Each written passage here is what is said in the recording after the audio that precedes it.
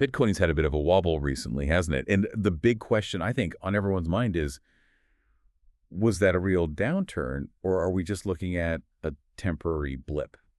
So today, we're doing a deep dive. We want to unpack the key factors behind Bitcoin's recent price moves because, well, it looks like it might be a bit more complex than it seems on the surface. That's exactly right. We're going to look at three main areas today. They might seem separate at first glance, but they're actually, deeply connected to how Bitcoin's been performing.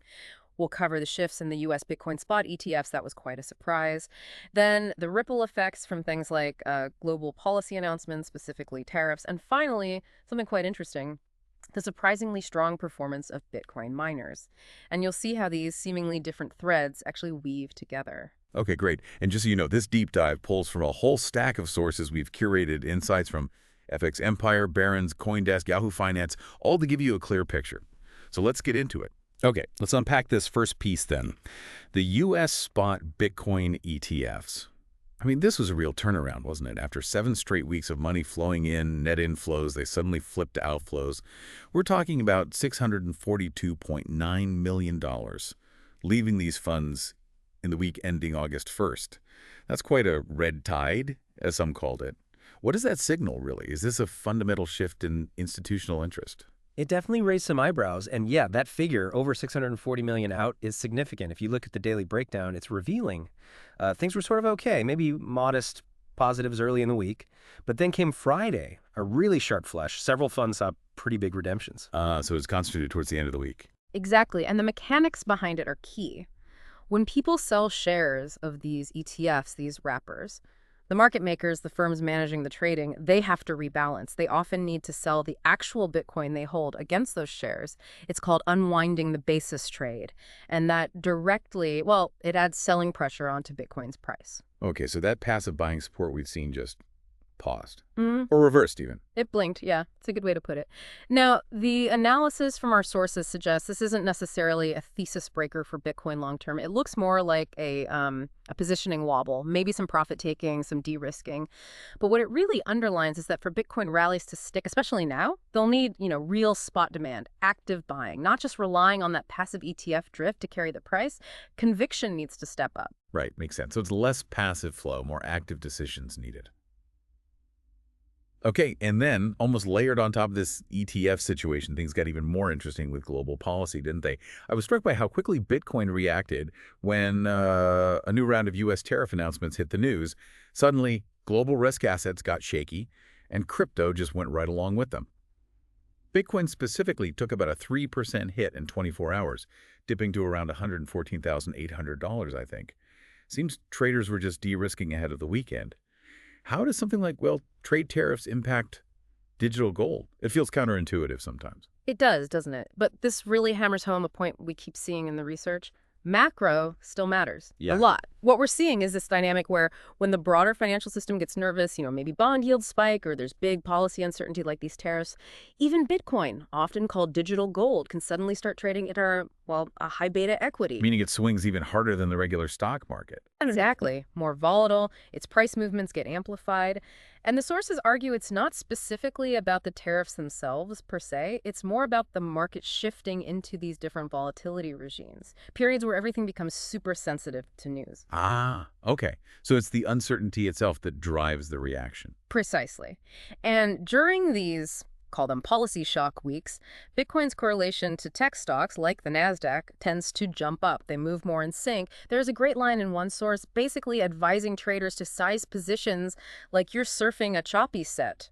Oh, okay. Like, be ready for rough waves. Yeah. Expect volatility. Exactly. Prepare for bigger swings when these big macro headlines drop. It's like Bitcoin is still figuring out its place. Is it a safe haven or just another risk asset when things get choppy? That is fascinating. Okay, so we have ETF flows reversing, macro jitters hitting crypto, but then there's this other piece you mentioned.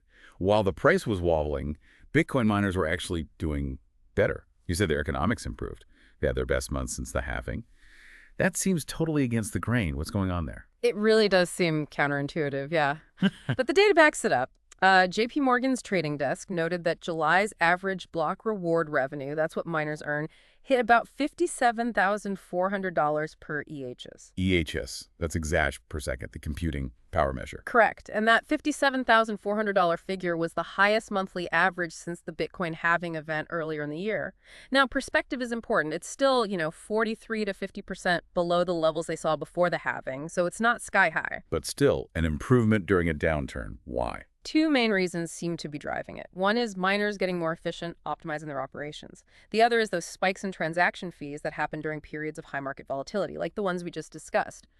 When prices swing wildly, network usage and fees often jump up. So the volatility that hurt the price actually helped the miners' revenue through fees. In part, yes. It creates these fatter margins for them, at least temporarily. And the really crucial implication of this improved profitability is that it cushions treasury selling pressure. Meaning Meaning the mining companies, especially publicly traded ones, are under less pressure to sell the Bitcoin they mine or hold in reserve just to cover their electricity bills and operating costs. Okay, so that removes a potential source of forced selling from the market. Exactly. It acts like a bit of a safety net for the market price itself. Okay, so connecting that back, if the miners are healthier, less forced selling pressure, what does that mean for Bitcoin overall, for the network? Well, it ties directly into the fundamental health of the entire network. Healthy miners generally mean a healthier, more secure network. If this improved profitability can hold, even partially, that forced seller risk really starts to fade into the background. Less fear of miners dumping coins. Right. And perhaps more importantly, it means that the hash rate, that total computing power securing the network, can start growing again without putting miners under severe financial stress, without them needing to lever up their balance sheets dangerously. So it's not just a minor detail then, it signals a more robust foundation, even when the price looks shaky. Absolutely. It's a sign of underlying resilience. It points towards the long-term security and vitality of Bitcoin, kind of humming along beneath all the surface price noise. Okay, that brings things together nicely. So just to quickly recap our deep dive today, we looked at three key things influencing Bitcoin lately.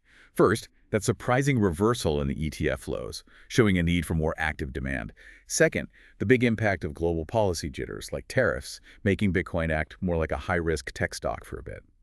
And third, kind of hiding in plain sight, the quiet resilience and improving health of the Bitcoin miners, which actually provides a buffer for the network. Exactly. And wrapping this up, it leaves us and you with a really interesting thought to chew on.